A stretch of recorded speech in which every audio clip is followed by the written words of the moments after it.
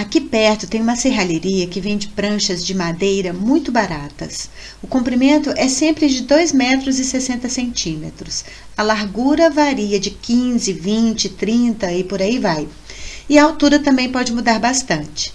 São lindas e uma excelente alternativa para quem não tem dinheiro para comprar estantes e armários em lojas.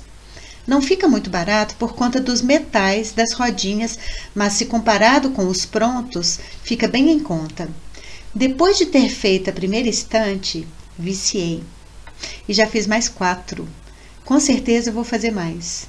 Descobri a marcenaria. Aproveito cada restinho de madeira para pesquisar cores, experimentar pinturas e perder o medo. Esta é uma capacidade adquirida por mim com os exercícios de concentração. Dia 4. Parte do terceiro exercício. Os métodos devem ser harmônicos. Um método deve proceder outro da mesma maneira que o segundo método vem a partir do primeiro. Caminhando ao longo de uma rua, você vê que cada passo seguinte aparece a partir do passo anterior.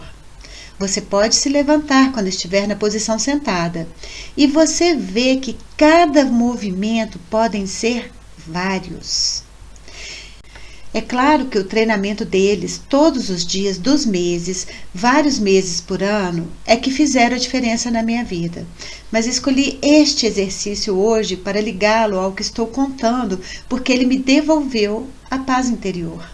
Antes, eu só conhecia o desenvolvimento desastroso, caótico, confuso, sofrido. E o pior de tudo, com péssimos resultados. Sim, algumas vezes eu me divertia e até encontrava alguma harmonia, mas era bem raro. Exemplos concretos. Eu estudei 7 ou 8 anos de violão clássico. Tocava de 7 a 8 horas por dia e não aprendi muita coisa. Cheguei a tocar chorinhos como o Odeon e o Brejeiro. Toquei Astúrias, Baquianinha, algumas peças do Bach, que é o meu compositor favorito. Fui pedida em casamento por um aluno que chegou mais cedo e por isso assistiu à minha aula.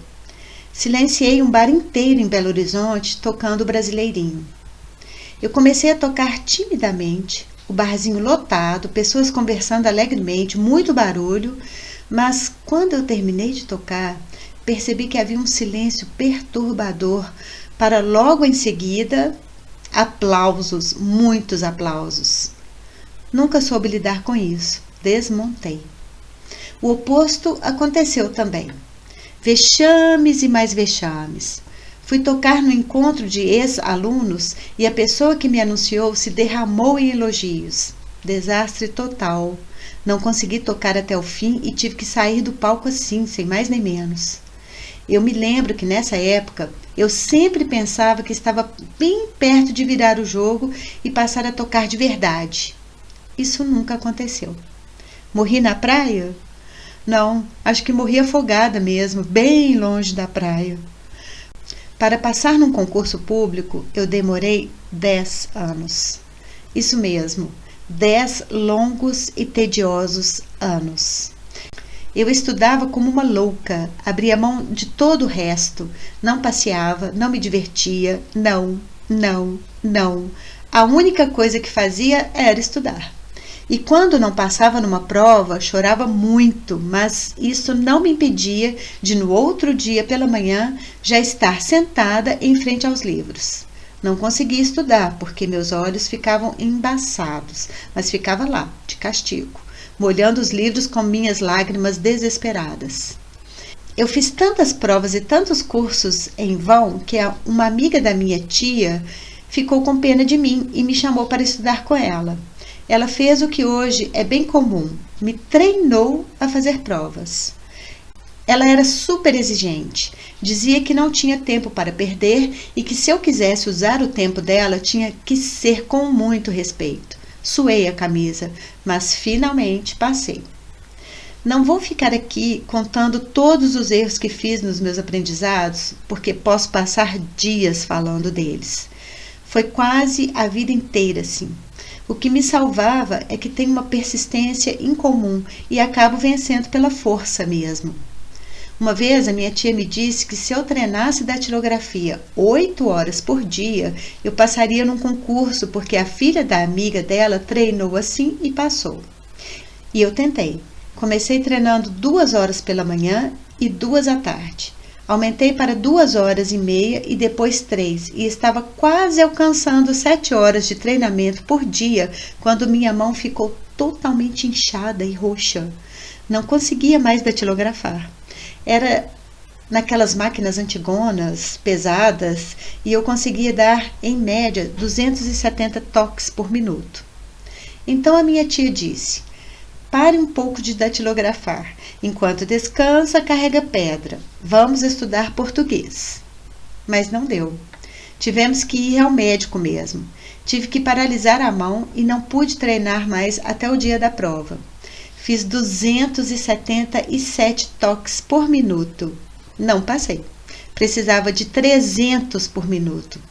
No ano seguinte, eles baixaram para 250, mas neste ano eu não fiz a prova. Mas o pior de tudo não era não passar ou não conseguir tocar para outras pessoas. Era o que eu sentia por dentro. A guerra que era aprender. Os pensamentos horríveis que tinha a meu respeito. A raiva de não saber, a pressa em aprender, a falta de humor. Agora, depois dos exercícios de concentração, tudo isso mudou. Sim, é um passo de cada vez, mas é tão divertido que não lembra em nada o sofrimento de antes.